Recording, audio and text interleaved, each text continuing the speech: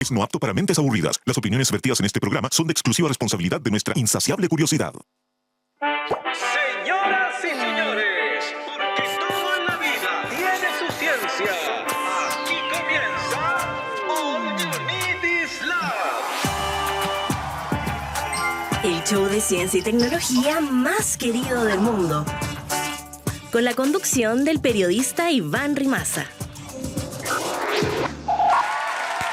¿Cómo están? Bienvenidos a una nueva edición completamente en vivo de All You Need Is Love desde el estudio 81 de Santiago Televisión, también completamente en vivo por Radio USACH 94.5 FM. ¿Cómo les va? Comenzando una nueva semana, a menos que nos estés viendo en las repeticiones, por supuesto, los fines de semana o escuchando por Spotify, YouTube, etc. Empecemos con una pregunta, ¿te parece? Para estimular la cabeza. ¿Por qué el pasto es verde? ¿Te imaginas una cancha de fútbol naranja? No lo creo, porque el pasto es verde y la razón la enseñan en el colegio, la verdad, pero no es tan fácil como creemos. Empecemos por lo básico. Las clorofilas son los pigmentos responsables del color verde del pasto y el pasto no es lo único que tiene clorofila. También el brócoli, la lechuga y prácticamente todas las plantas que conocen. Porque el pasto finalmente, lo que hace con la clorofila, es que sirve para la fotosíntesis, porque captura la luz solar. Pero ojo, el pasto no chupa toda la luz por igual, sino que absorbe principalmente el rojo y el azul, mientras que refleja la luz verde. Por eso el pasto es verde, porque esa es la luz que el pasto está finalmente rechazando.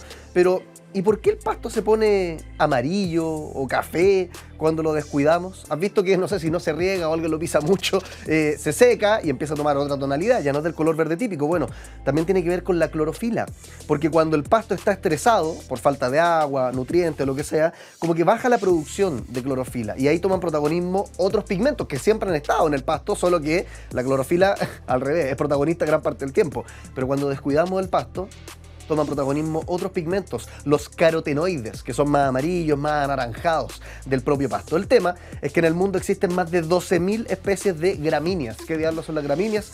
La familia de plantas a la que pertenece el pasto, y no todas son del mismo verde. Hay pastos azulados en las montañas y otros rojizos en climas áridos. De hecho, la industria agrícola moderna, usando un pigmento que se llama antocianina, ha creado variedades de pasto morado, pasto rojo, para jardines decorativos. Y al final, ese pigmento funciona como protector solar natural, porque absorben la radiación ultravioleta. Por eso el pasto es verde, porque es la estrategia que tiene la naturaleza para hacer la mejor fotosíntesis posible. Si el pasto no tuviera clorofila, o sea, si el pasto no fuera verde en definitiva, no podría absorber la luz del sol que necesita, o sea, no tendría comida, se moriría y perderíamos todo el oxígeno que produce el pasto. Y con eso aumentaría el dióxido de carbono que respiramos. Se desestabilizaría el mundo completo. Así que, démosle las gracias al color verde. Empezamos. All You Need Is Love. Te escuchamos. Esto es Conexión Cuántica.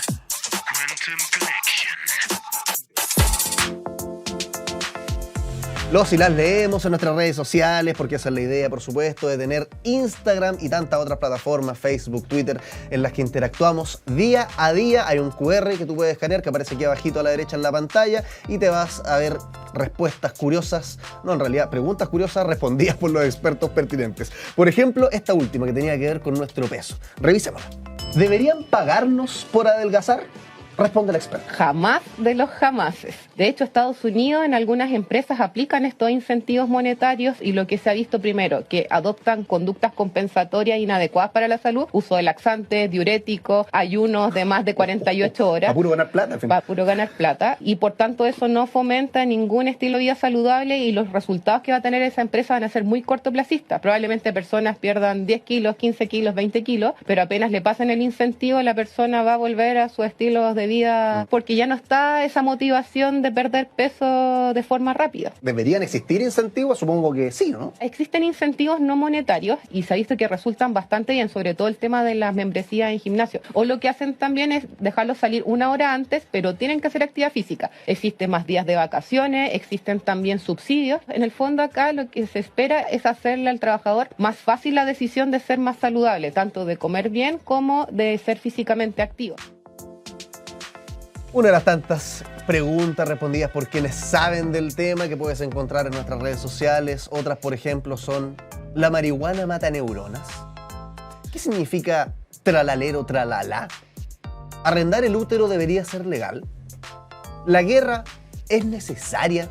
Todas esas respuestas a esas preguntas, si quieres, va a nuestras redes sociales, como te dije, escaneando el código QR, y además puedes aprovechar de comentar y tener tus 15 segundos de fama, como mira, los comentarios que vamos a revisar ahora en las pantallas de Santiago Televisión. Alguien dice, a las farmacias no les gustaría lo de pagarnos por adelgazar. Bueno, de hecho, lo que explicaba la experta es que a nadie le gustaría, porque probablemente va a bajar de peso en ese momento, te van a dar el incentivo monetario, pero una vez que, no sé, o ya te entregan la plata o te cambias de pega, el estilo de vida saludable no se va a mantener. Entonces yo creo que incluso a las farmacias les gustaría, porque pueden, si es que lo estás viendo desde el punto de vista del negocio, ¿no? Porque pueden aparecer desórdenes alimentarios producto de esta estrategia y de repente ahí las farmacias pueden sacar su tajado, ¿no? Claro, no es una decisión tan sabia desde el punto de vista nutricional. Otra persona comenta, deberían pagarnos por parir.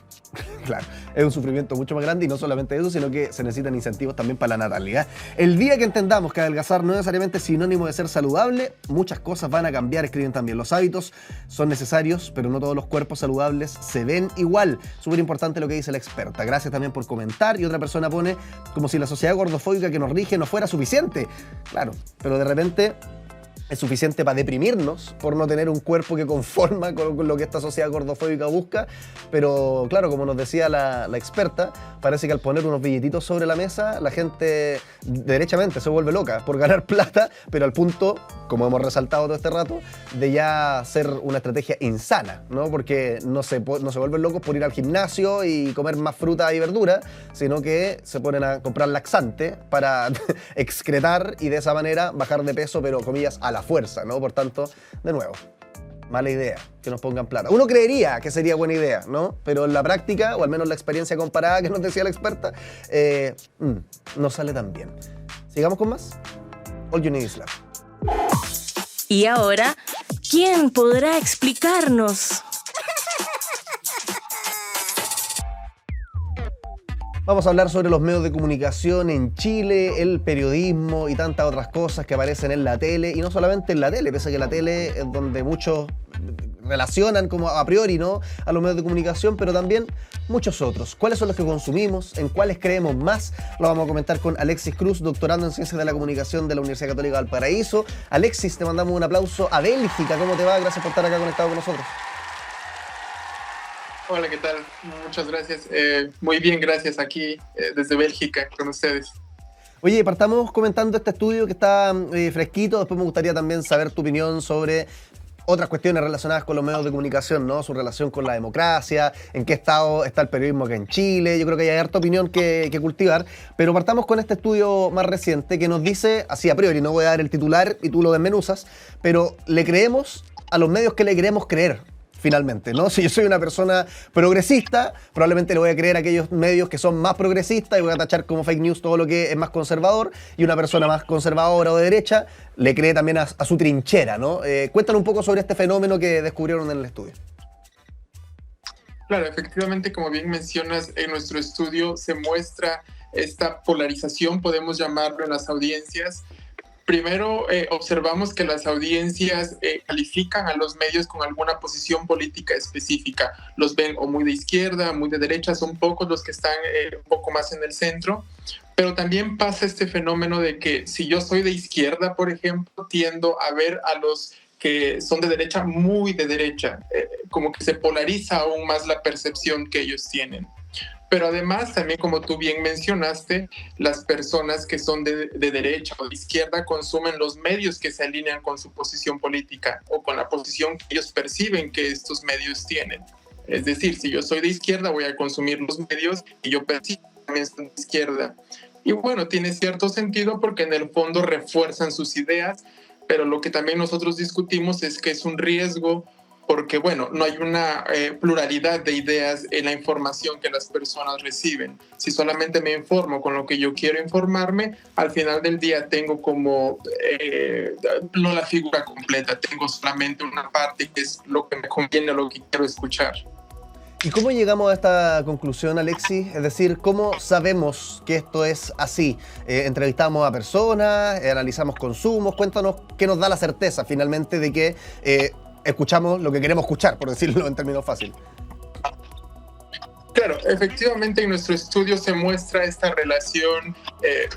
Lo que se hizo fueron encuestar a más de 9,000 personas en diferentes regiones de Chile y se observan estos patrones que yo te menciono respecto a la posición política que las personas perciben en ciertos medios de comunicación y también la posición política que ellos autodeclaran y cómo esto se relaciona con su consumo. En primer lugar, con el consumo que ellos tienen como personas y después con los medios específicos que ellos están consumiendo. ¿Y cuáles son los medios que más analizaron o los más consumidos? ¿O cómo uno puede saber también, o más que saber, cómo ustedes definieron lo que es un medio más hacia la izquierda o más hacia la derecha? Claro, esta no fue una definición que nosotros proporcionamos, más bien nosotros le preguntamos a las personas que ellos calificaran cómo percibían estos medios. Si ellos percibían que un medio era más de izquierda o de derecha, se les dio una lista que no es exhaustiva de todos los medios de Chile, pero sí es representativa de varios medios. Y bueno, en una escala del 1 al 7 se les pidió que lo calificaran donde 1 era izquierda y 7 extrema derecha, donde ellos posicionaban a estos medios de comunicación. Es así como se hizo la medición y cómo se categorizaron a los medios, de acuerdo a la percepción que las mismas audiencias tienen de la posición política de estos medios. Y a ver, demos algunos nombres. ¿Cuál es la percepción que tenían sobre los medios que ustedes estudiaron? ¿Cuáles fueron los medios que ustedes estudiaron también? Claro, la lista es exhaustiva. No sé si quieras que te mencione los que te recuerden, unos dos o tres, digamos. Claro, tenemos la tercera, tenemos la segunda, la cuarta, tenemos Mega, tenemos radios, Radio ADN, Radio Bio Bio. ¿Y cómo fueron posicionados aquellos? ¿Cómo son percibidos? ¿Hay alguno que sea percibido como neutro, por ejemplo? Sí. De hecho, hay algunos que las audiencias los consideran un poco más neutros que otro. Por ejemplo, CNN se ubica un poquito más en el medio. No percibido ni tan de izquierda ni tan de derecha. Ya. ¿Y eso qué nos dice, Alexis, en cuanto a la percepción? Es decir, la gente de CNN o la gente que consume CNN entonces más heterogénea, o en realidad tiene que ver con la línea editorial del medio, porque esto es pura percepción al final. Claro, quizás tiene que ver con una mezcla de diferentes factores. Quizás efectivamente tenga que ver con la línea que sigue el medio, pero también con la percepción que las audiencias tienen. Es decir, quizás es un medio en el que diferentes audiencias, tanto de izquierda, de derecha, de centro, lo consumen. Y es por eso que se debe esta variación en la percepción que ellos tienen.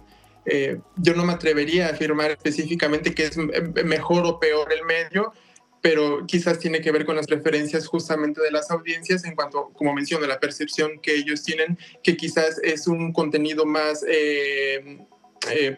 plural, llamémoslo quizás, cubren quizás todas las vertientes o diferentes vertientes que justo a las personas les dificulta o no les permite calificarlo como de izquierda o de derecha propiamente. Ya. Ahora, esto está, por una parte, lo que es el espectro, ¿no? Izquierda, derecha, o conservador, progresista, centro, etcétera. Pero también entiendo que midieron como la evaluación que uno hace de los medios de comunicación, ¿no? Es decir, qué tan buenos medios de comunicación son, como por ponerlo en palabras fáciles. ¿Es más bien negativa esa percepción? ¿Es más bien positiva? Cuéntanos sobre ese detalle también. Claro, efectivamente nosotros también medimos, por ejemplo, la credibilidad que las personas tienen en los medios. Y tristemente en general la evaluación que se hace del periodismo en Chile es mala, es negativa. Esto quizás lo hemos ahondado un poco más con otro tipo de estudios que estamos haciendo ahora, que son más cualitativos a través de entrevistas. Y justamente, por ejemplo, ahora con el entorno político, las personas perciben mucho sesgo en los medios, no le creen a muchos de los medios, y también tiene que ver mucho con estas posiciones políticas que ellos asocian con los diferentes medios. Ya, o sea, la percepción es más bien negativa o un desempeño pobre, podríamos decir. Y lo que más les molesta es el sesgo que detectan. ¿Qué es lo que más les molesta? Es una mezcla de diferentes factores. Por ejemplo, en los estudios cualitativos que estamos haciendo ahora, es una mezcla de ven mucha repetición del mismo tipo de noticias, se quejan mucho de mucha delincuencia, por ejemplo, de la negatividad de las noticias, de que todo tiempo es repetir lo mismo. Hay audiencias que incluso afirman que afecta su estabilidad emocional. Entonces es una mezcla de factores que lleva justo a esta calificación baja hacia los medios, o incluso la desconfianza que ahora las audiencias están mostrando hacia los medios, y que también tiene que ver con el comportamiento de cómo ahora se están informando, porque también en nuestro informe nosotros evidenciamos esta muestra de que las audiencias ya no se informan únicamente por medios tradicionales. Ahora las redes sociales, por ejemplo, tienen un papel bien relevante. ¿La inteligencia artificial a la gente le molesta que lo ocupen en los medios de comunicación? Porque se está metiendo también cada vez más. Hay recreaciones que derechamente son imágenes falsas, uno podría decir, pero que se están ocupando de todas formas en la televisión. ¿Esto afecta la forma en la que lo perciben? Yo diría que más que molestarle, las audiencias son escépticas y tienen miedo a esta nueva implementación, porque en efecto en nuestro informe también preguntamos acerca de la percepción del uso de la inteligencia artificial, y las audiencias tienen miedo a una automatización completa de las noticias. Por ejemplo, también en estudios cualitativos nosotros hemos encontrado que parte de ese miedo que las audiencias tienen es a que se pierda este sentido más humano del periodismo. Entonces hay como cierta reticencia a que la producción de noticias sea completamente automatizada. Pero, por ejemplo, en el estudio se muestra una mayor apertura cuando la inteligencia artificial es utilizada como una herramienta complementaria al trabajo periodístico. Entonces, hay ciertos matices que los medios deberían tener en cuenta al momento de cómo utilizar la inteligencia artificial. Y algo bien relevante que también encontramos es que la transparencia que los medios puedan declarar en el uso de esta inteligencia artificial incrementa la disposición o la apertura hacia el uso de la inteligencia artificial por parte de los medios. Es decir, si los medios declaran por qué y para qué la utilizaron, las audiencias se sienten un poco más confiadas respecto a este uso porque es un poco más transparente. ¿Y cuál es tu opinión, Alexis, respecto, digamos, dejando de lado lo que la gente percibe sobre la inteligencia artificial, pero ¿para qué debería ser utilizada la inteligencia artificial en los medios de comunicación? Porque yo creo que no podemos negarnos nomás en los lesos, que en el detrás de escena, yo digo, en la generación, qué sé yo, de temas, búsquedas de entrevistados, escrituras de guiones, uno de repente ni se entera y puede que frecuentemente se esté usando la inteligencia artificial, pero otra cosa es para la producción de contenidos que se emiten al aire, ¿no? Yo hablaba de recreaciones que a veces se hacen con inteligencia artificial, que son videos derechamente falsos. Eso, ¿tú crees que si se da un disclaimer, como una advertencia de que es contenido generado con inteligencia artificial, no habría problema? ¿O igual puede generar una cierta distancia por parte de los espectadores? Porque al final, claro, con la inteligencia artificial puedo tener yo un apoyo audiovisual, por ejemplo, de lo que yo quiera. Te puedo poner a ti leyendo un diario, si quiero, ahora en la televisión, pero no sé si es lo correcto. Claro, efectivamente. Yo creo que más allá del disclaimer tiene que ver con una ética y una responsabilidad de los mismos medios, porque también muchas de las quejas o de las expectativas de las audiencias es no perder este filtro de lo que es real y no. Mucho miedo, por ejemplo, lo que tú bien mencionas de las fake news. Entonces yo pensaría que más que el disclaimer es el uso responsable. ¿Cómo la vas a utilizar y cuándo la vas a utilizar? ¿Qué significa el uso responsable al final, Alexis? Porque cualquiera puede definir eso como quiera.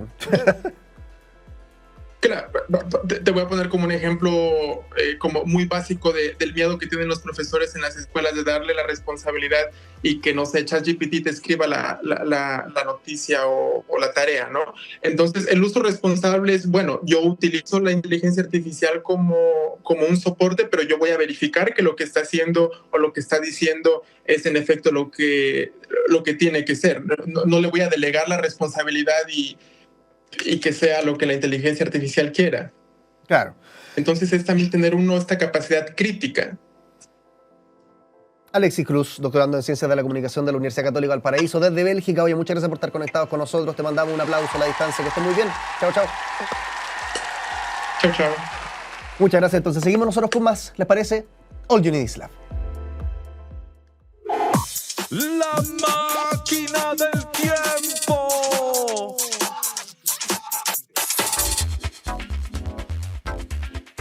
¿Cómo era la cuenta Ruth antes de que existiera la cuenta RUT, o ir a hacer un trámite, las largas filas a los bancos.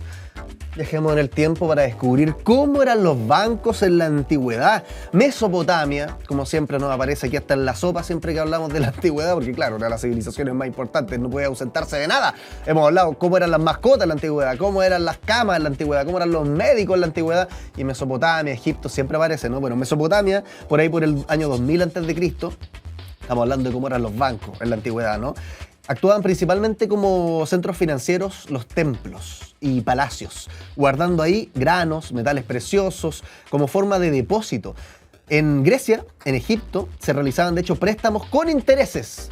Ya estaba el elemento del interés en esa época tan antigua, custodia de bienes también, usualmente bajo la supervisión de instituciones religiosas. Es decir, los curas te guardaban la plata. ¿En quién confían más? ¿En el cura o en el banquero de turno hoy día? Lo dejo a tu disposición. En Roma surgieron los argentinari, que eran los banqueros derechamente, que cambiaban moneda, otorgaban crédito y financiaban comercio y obras públicas.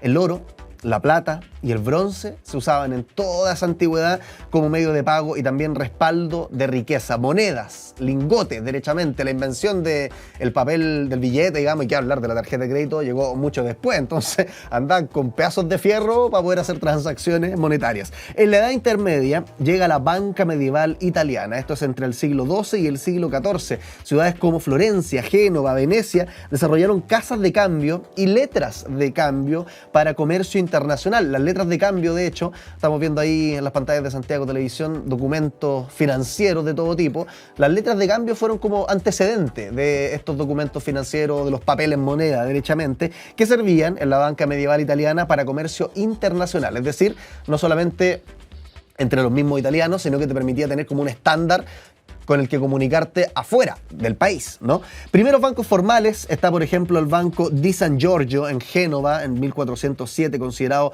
uno de los más antiguos, y las restricciones religiosas al cobro de intereses impulsaron sistemas alternativos de comisión. Se empezó a expandir todo este asunto también de los bancos a través de Europa. Los bancos financiaban, de hecho, expediciones marítimas, comercio de larga distancia.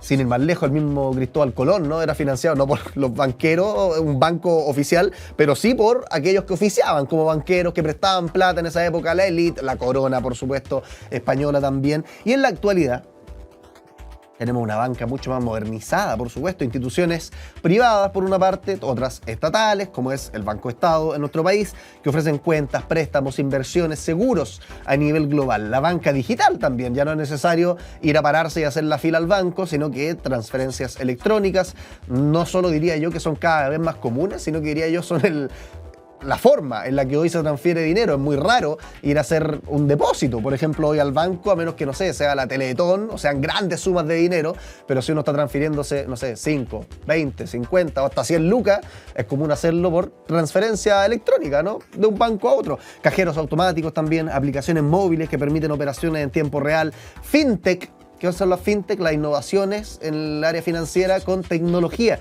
que combinan finanzas, tecnología en plataformas web o aplicaciones, ofreciendo servicios sin necesidad de sucursales físicas. Y bueno, por supuesto, todo lo que es la banca se vio revolucionada también con algo que uno podría decir no aprendió mucho, pero sigue existiendo, que son las criptomonedas y el blockchain. Son nuevas formas descentralizadas de almacenar y transferir valor que, como te digo, no es que no haya aprendido en el sentido de que dejaron de existirse. Hay un montón de Bitcoin, Ethereum dando vuelta, Litecoin, etcétera, pero nunca logró ser como el nuevo statu quo del dinero, ¿no?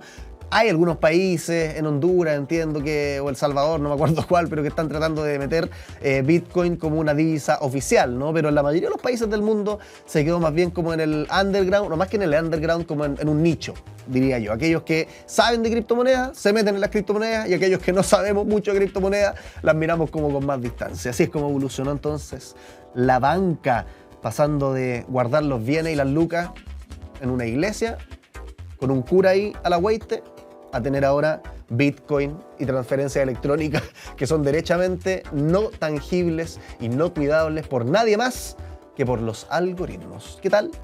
Hacemos una pausa y volvemos con más All You Need Is Love. Hagamos la corta. Ciencia al paso.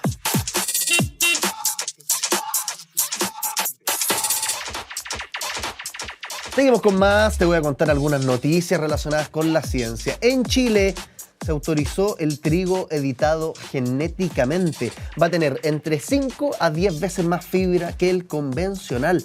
Según un comunicado de la Asociación Gremial Chile Bio, que ven todo este tema molecular y genético en los alimentos en nuestro país, el 25 de julio de este año, el Servicio Agrícola y Ganadero, el SAC, confirmó que la nueva variedad de trigo no es que corresponda a transgénicos, pero sí va a permitir avanzar el cultivo en campo sin restricciones adicionales. Este es el primer trigo con edición genética que recibe la luz verde regulatoria en América y su desarrollo corresponde a una startup chilena que se llama Neocrop Technologies en alianza con una semillera nacional también y argentina.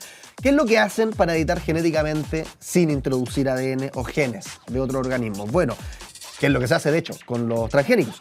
Usaron tecnología CRISPR, que seguro te suena si es que has escuchado este programa, si no te cuento, es fantástico CRISPR porque permite editar secuencias específicas del ADN ya existente, como que te permite hacer zoom con lupa. De hecho hay un estudio, nada que ver con el trigo ni con la agricultura, pero que ocupó CRISPR también, y donde pudieron identificar y aislar de alguna manera el cromosoma o el gen, me pierdo ahí con la técnica específica, pero asociado al síndrome de Down. Entonces no solamente hay ahora un debate sobre si eso es o no eugenesia, pero te sirve para entender los alcances de esta tecnología. Realmente tú puedes hacerle zoom, por decirlo así, lupita, a un área específica del gen y modificarlo a voluntad, casi como que fuera un documento Word. Estoy vulgarizando la simplificación, pero para que entiendas la potencia que tiene CRISPR al momento de editar los genes con una precisión que pocas tecnologías la tienen. El resultado fue un trigo entonces, ya que usaron esta tecnología en el trigo, un trigo harinero mucho más rico en fibra, sin alterar la calidad, ni el sabor, ni la textura de la harina blanca. El trigo entonces se modificó en respuesta al bajo consumo que hay de fibra en nuestro país, también en Argentina, y en países donde hay un alto consumo de productos hechos con harina refinada o hechos de harina refinada. Trigo entonces editado genéticamente que va a tener entre 5 a 10 veces más fibra que el convencional, respondiendo un poco al déficit en nuestro país y en otros también. Y de hecho, todo esto una iniciativa de un emprendimiento chileno. Un emprendimiento que no solamente es una pyme, digamos, sino que un emprendimiento con base científica. Neocrop Technologies, trigo editado genéticamente, más fibra que antes. ¿Qué te parece? Seguimos con más. All You Need Is Love. El que sabe, sabe. Y el que no conduce. Vamos a hablar sobre nutrición, salud pública en nuestro país, inteligencia artificial, la cuestión de los etiquetados, bueno, lo de la fibra. Podemos preguntarle también, que te decía recién a nuestro invitado y tantas otras cosas, con Tito Pizarro, médico especialista en nutrición, académico también de la USACH. Tito, ¿cómo te va? Nuestro público te da un aplauso. Gracias por estar aquí. Muchas gracias. Encantado de estar aquí. Y claro, Chile es un país que consume muy poca fibra. Entonces, toda la innovación para lograr que alimentos que normalmente no tienen fibra aporten fibra es una tremenda y muy buena novedad. Oye, partamos como con un diagnóstico, muy desde la salud pública, desde los números. ¿Cómo está el estado de la nutrición en nuestro país? ¿Y a qué voy con eso? Cifras de sobrepeso, cifras de desnutrición y cifras de aquellos que están en un estado más o menos saludable. ¿Cómo haría el diagnóstico? Mira, en el país Chile ya no tiene desnutrición, o es muy poquito. ¿Ah? Chile fue un país de mucha desnutrición y ahora giró hacia un país con mucho sobrepeso y obesidad. Quedan pequeños bolsones de niños con desnutrición, pero son de causa secundaria, es decir, una enfermedad que les produce la desnutrición. Pero esta desnutrición por falta de alimentos Chile ya no tiene. Ya que era como la época del PEM y el POC, ¿no? Exacto, es una época de gran pobreza y de gran abandono de las políticas públicas. Hoy día el Ministerio de Salud, a través de sus consultorios, cada vez que detecta un niño, una niña con baja peso, inmediatamente le entrega un programa de alimentos, de apoyo para evitar la desnutrición. Yo diría que ahí hemos sido pero muy exitosos a nivel nacional. ¿Y cuál es el principal, o dónde hay que poner la atención a nivel de salud pública y nutrición? ¿Sobrepeso? ¿Entonces? Exacto, ahí está el problema, en sobrepeso y obesidad. Si uno mira la población adulta de nosotros, 7 de cada 10 adultos tiene o sobrepeso o obesidad. 7 de cada 10. Y si uno se mira en los niños en la escuela, 5 a 6 de cada 10 niños tiene sobrepeso o obesidad. Es decir, al menos la mitad, independiente del sector poblacional, tiene sobrepeso y obesidad. Fíjate que el dato más duro es que en los más chiquititos, los menores de 6 años, 1 a 2 de cada 10 también tiene sobrepeso y obesidad. O sea, de verdad este es un problema que se inicia casi desde el nacimiento y se va con los años incrementando. Este es el gran problema de la salud pública nacional y también mundial, porque el exceso de peso está vinculado directamente a enfermedades. Está vinculado directamente a enfermedades cardiovasculares, a diabetes, pero también a muchos tipos de cáncer. Esta es la causa por la cual la población chilena muere antes o lo pasa mal en su vida. Claro. Oye, porque ya sobre los 18, sobre los 21, hábitos alimenticios, ambiente alimentario afectan mucho en nuestro peso, pero me llama la atención, tú dices, incluso bajo los 6 años, 1 de cada 10 personas ya tienen algún nivel de sobrepeso. ¿Qué es lo que pasa en esa etapa de bebé, donde quizás los papás toman malas decisiones o vienen algunas cuestiones ya desde el vientre mal alimentados? ¿Qué tan atrás llega y cuáles son los problemas? Bueno, viene bien atrás. Hay varios estudios que muestran... Como inútero ya. Inútero. Hay varios estudios que muestran eso. Hay un ambiente muy obesogénico que hace que nuestros genes, hablando de genes, que son más, que predisponen al sobrepeso y la obesidad, se activan, por decirlo también en forma muy abierta, pero quizás el mayor problema son nuestros entornos. Cuando un niño nace y se encuentra en un entorno muy obesogénico. Un chico va caminando, saliendo de la casa y camino a la escuela se encuentran muchos locales que solo le ofrecen comidas con alto en, esto del etiquetado alto en.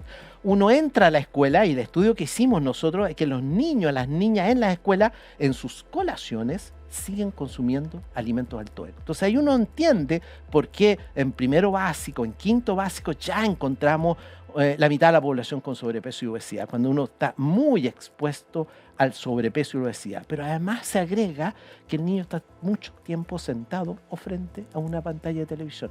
Se mueve poco y consume muchos alimentos con alta cantidad de sodio, azúcar, grasas saturadas, calorías. Ahí está quizás en la etapa pediátrica algo que llama la atención es que muchas veces quien toma la decisión de consumir el alimento son más bien los padres, ¿no? Así es, pero está muy expuesto a un ambiente obesogénico. Cuando uno entra a un negocio alrededor de las escuelas, uno se da cuenta lo fuerte que es la publicidad para alimentos con sellos alto en, lo fuerte que es la influencia del marketing para que un niño o niña le diga al papá, a la mamá, yo quiero esto, y no una fruta. Porque además no está la fruta, no hay disposición de fruta. Cuando uno recorre los negocios alrededor de las escuelas, encuentra una situación dramática, de que uno encuentra lleno de campañas, marketing de alimentos alto en, de grandes transnacionales de la industria de los alimentos, y muy pocos negocios que ofrecen una fruta, un producto lácteo, una preparación para la colación. Es bien dramático. Qué llamativo. ¿Cuánto importa el etiquetado de los alimentos? Mucho. Si Chile ha hecho algo... Porque ya hemos hecho harto avance, de hecho a ti te deben preguntar todo el rato por el tema de la etiqueta de los alto en, también sacando el tema de las mascotas, no de los cereales, como para generar menos atractivos, pero ¿cuánto más entonces se puede mejorar? Porque no es que no hayamos hecho cosas, hemos hecho muchas cosas. Así es, hemos ido avanzando y hemos sido pioneros a nivel mundial en eso, y muchos países de la región nos han copiado. Pero, ¿qué nos falta? Claro, ¿cómo se podría mejorar todavía más? Es el acceso a un alimento alto en es muy barato. Es demasiado barato y es muy accesible. Y además es muy fácil del consumo. Yo lo compro, lo abro y me lo como. Es casi instantáneo. Y además tienen estos alimentos llamados ultraprocesados. Tienen algunas características que lo hacen muy rico, muy palativo. Claro. Y que el niño siente que le calma el hambre, pero a los pocos segundos le vuelve a dar el apetito. Y le vuelve a dar el apetito para consumir el mismo producto. Entonces vuelve a consumir. ¿Qué nos falta? Ponerle un poquitito más de dificultad, subir el precio y por otro lado, hacer que el alimento saludable esté a mejor precio, esté más disponible. Aquí hay un desafío de la política pública para que en los entornos educativos, al menos, los niños y las niñas tengan más acceso a frutas y verduras. Yo salgo al recreo y yo encuentro un kiosco al lado donde me ofrezcan frutas, manzanas, pero no la fruta así, en tutti frutti, en cachapa, que el niño diga, oh, va y lo prueba. Nuestra experiencia en los colegios es que eso funciona. Nuestra experiencia es que es posible cambiar los entornos. Mira, un detalle tan sencillo, poner bebederos de agua. Uno cree que hay donde tomar agua en todos lados. No, en las escuelas, en los lugares públicos, no hay bebederos de agua. Si yo coloco bebederos de agua en una escuela, incentivo, y además hago una campaña educativa para consumo de agua, el niño, la niña, el adulto va a empezar a tomar agua. ¿Y qué va a dejar de tomar? bebidas con Bebidas, azúcar, o jugos con jugos azúcar, con claro. azúcar, ¿verdad? Y eso inmediatamente se va a ver impactado en la prevalencia de sobrepeso y obesidad. Entonces, es cierto que hemos hecho cosas buenas, pero nos falta aún implementar políticas públicas robustas que hagan que los alimentos saludables, el agua, por ejemplo, sea más disponible. Oye, Tito, ¿hay experiencia internacional sobre, por ejemplo, ponerle impuestos o algún precio adicional de alguna manera a los alimentos ultraprocesados y descontar a su vez los más saludables? Porque acá en Chile, yo me imagino, si se propone eso, pucha, al tiro van a saltar los empresarios, claro. que se está interviniendo los precios, que el marxismo, poco menos, esta cuestión, cuando al Así final es. es por un bien mayor. Así es, aquí estamos protegiendo la salud pública de un país, pero no solo la salud pública, sino que el bienestar de un planeta.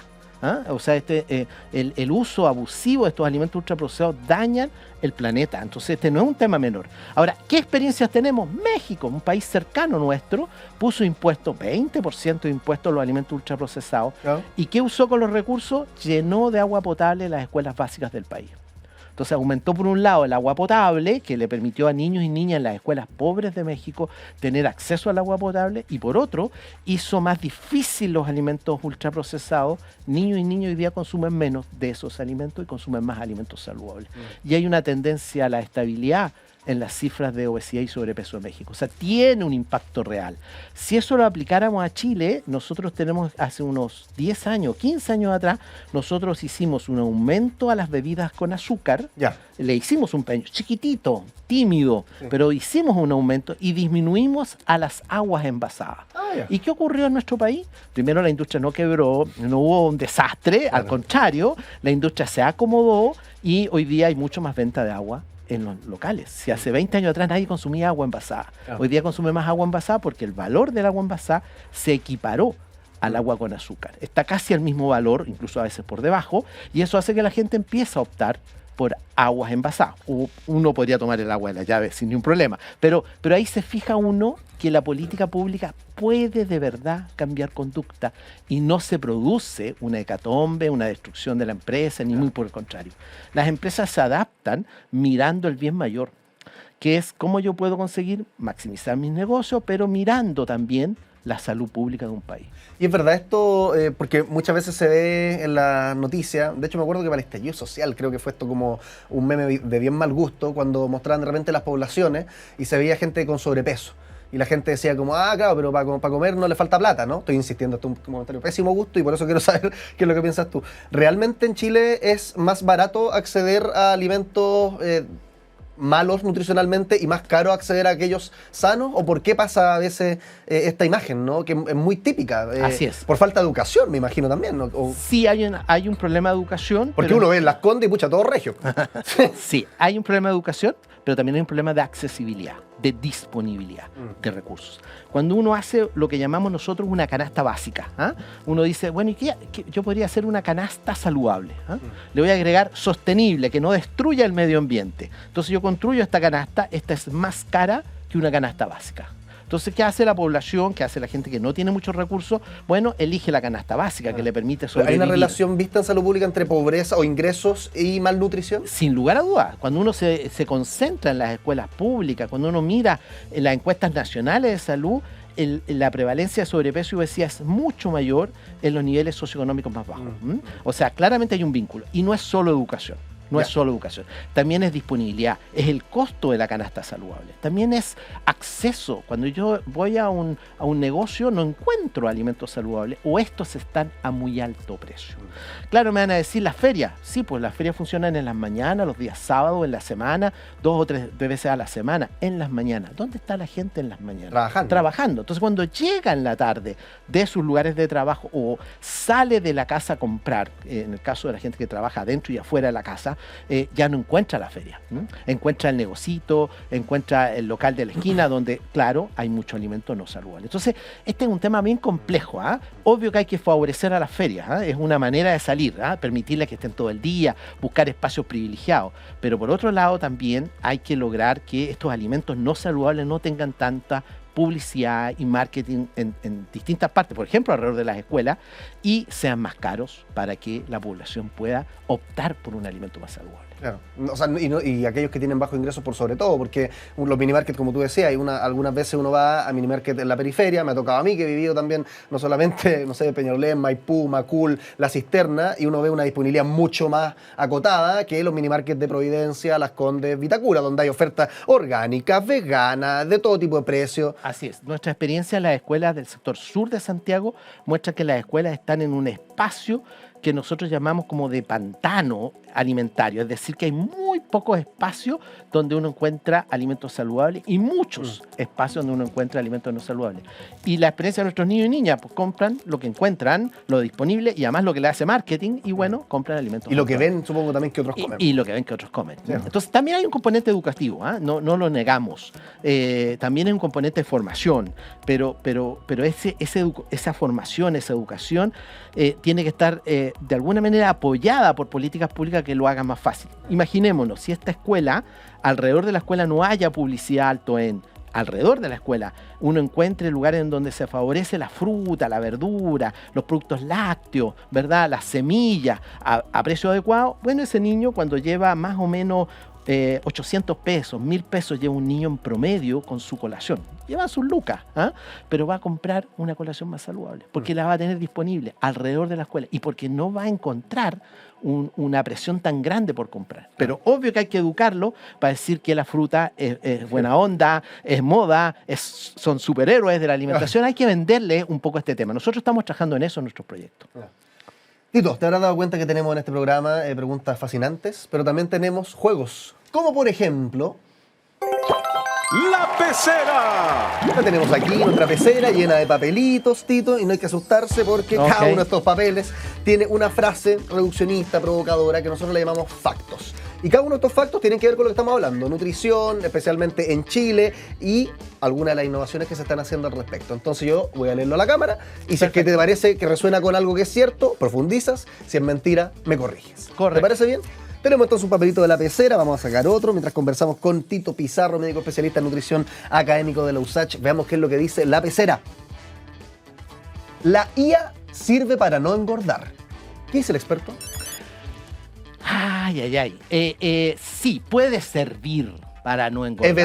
Eventualmente, pero hay que tener cuidado. Hay que tener cuidado porque la inteligencia artificial pueden crearse modelos para favorecer la educación, por ejemplo, pueden crearse modelos para hacer más actividad física, niños, niñas, adultos mayores, pero también la IA puede ser un modelo para estar más sedentario, para mantener una conducta sedentaria, para alimentarnos más de alimentos que no son saludables. Entonces, tiene ese sí, no, va a depender de cómo lo usemos, va a depender de cómo la desarrollemos y va a depender mucho de alguna manera de cómo esta se disponibiliza en los espacios. En las escuelas, en los lugares de trabajo, en el día a día. Cuéntanos, porque a propósito de inteligencia artificial, ustedes están trabajando en un proyecto que ocupa esto para, de alguna manera, ayudar con la nutrición en un sector de la población. No sé si a través de ChatGPT, ¿no? Pero se ocupa la tecnología, al fin y al cabo. Nosotros nos metimos en tecnología, nos acabamos de ganar un proyecto FONDEF, estamos súper contentos.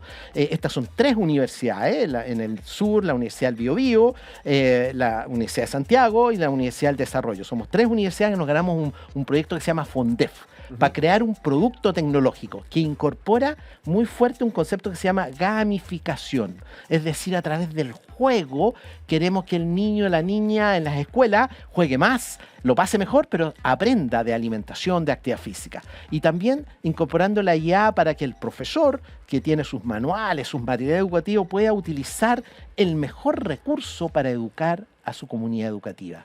Es una IA también con pertinencia territorial. No da lo mismo el sur que el norte, no da lo mismo una escuela pública de una escuela privada. Entonces vamos a darle una pertinencia local para que los profesores que están construyendo sus materiales educativos con la IA puedan mejorar su proceso educativo para que la clase de matemática, de lenguaje, de historia tenga, ¿verdad?, los contenidos de su asignatura, pero que además se le incorpora hábitos saludables. Y esta inteligencia artificial, en cuanto al uso ya lo más práctico, ¿no? Supongamos que ya avanza este FONDEF y se concreta. ¿Sería una aplicación en el celular, un sitio web, un software para el computador? No sé, ¿cómo se usaría? Exacto, mira, por ejemplo, estamos viendo que en las escuelas públicas, la gente se ocupa WhatsApp. Entonces vamos a utilizar Un esta bot. inteligencia, un bot. Vamos a utilizarlo para que llegue a los WhatsApp del curso, Ya. para que llegue a los apoderados del curso. Vamos en algunas escuelas a tener una página web donde los profesores puedan bajar fácilmente sus materiales educativos, pero también para que el profesor pueda, al construir una guía, una clase de educación física, una clase de matemática usando las porciones de alimentos, Claro. pueda subirlo y no sea uso solo de esa escuela, solo de ese profesor, sino de todo el sistema educativo. Esa es la gracia, que va a tener la versatilidad y la pertinencia para que los distintos espacios en donde confluye nuestro proyecto, que es comunidad educativa. Nosotros estamos pensando en escuela. Ese es nuestro espacio privilegiado, virtuoso, donde creemos que podemos generar un cambio. Mayor, digamos que. Un cambio mayor. Obvio que todo el mundo lo necesita, pero nuestro proyecto está centrado ahí porque hemos trabajado muchos años en las escuelas. Nosotros hemos trabajado en el SLEP Gabriela Mistral, que son las escuelas de la municipalidad de Macul, de San Joaquín, de La Granja, en donde los profesores, los directores están muy comprometidos. ¿Cómo podemos aportar más a este cambio de conducta en la escuela, en el entorno de la escuela? Ayudado con los apoderados, ayudado con los profesores y ayudado con las universidades. Con la tecnología ahora. A construir tecnología que le sea útil. Que el niño cuando se sienta en la casa, pesca el celular y aprieta nuestro sistema porque encontró un juego entretenido que le habla de frutas, manzanas, ¿verdad? Etcétera. Tito Pizarro, médico especialista en nutrición, académico de USACH, nuestro público, todo un aplauso. Gracias por estar acá en el programa, Tito. Encantado, encantado. Seguimos con más, ¿les parece? All You Need Is Love.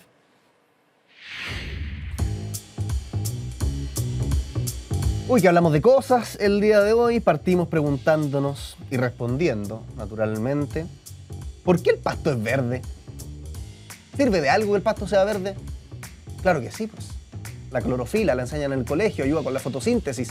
¿Y por qué el pasto se pone café o se pone amarillo de repente cuando, no sé, pues no lo regamos o algo así? También tiene que ver con la clorofila, porque baja la producción de clorofila cuando uno maltrata o descuida su pasto. Así que ahí la clorofila nos debe de alguna manera todo el oxígeno que respiramos día a día. Y el verde del pasto tiene también esa vinculación, ¿no? Porque rechaza todas las luces excepto el verde. Eso es culpa de la clorofila. También hablábamos sobre los medios de comunicación en nuestro país, sobre periodismo. ¿Por qué? Puesto que hay un estudio de la Universidad Católica de Valparaíso sobre los consumos de medios de comunicación, donde nos dicen, que la gente, por ejemplo, que se considera progresista, le cree y consume principalmente medios progresistas. Aquellos que se consideran conservadores o de derecha consumen principalmente medios que se alineen también con su preferencia ideológica. Es decir, nos atrincheramos incluso para informarnos y no vemos lo que está pasando o cómo interpretan las noticias en la otra vereda, que siempre es algo interesante, tener pluralidad de consumo en medios de comunicación. Y hablábamos también recién sobre nutrición, salud pública, a propósito de un fondo que se ganaron acá en la USACH y otras universidades para integrar de alguna manera tecnologías, como por ejemplo la inteligencia artificial, para ayudar a este problema que es la nutrición en la escuela, que es donde podemos generar un mayor cambio, porque claro, ya como dicen, mi tatita que tiene 80 años, ya no le voy a cambiar mucho los hábitos que tiene, pero probablemente si lo formamos desde el principio, muy distinto. ¿Te gustó? Ojalá que sí. Nos despedimos y nos encontramos como siempre de lunes a viernes completamente en vivo a las 11 de la mañana por Radio USACH y Santiago Televisión. Que estén muy bien. Chao, chao.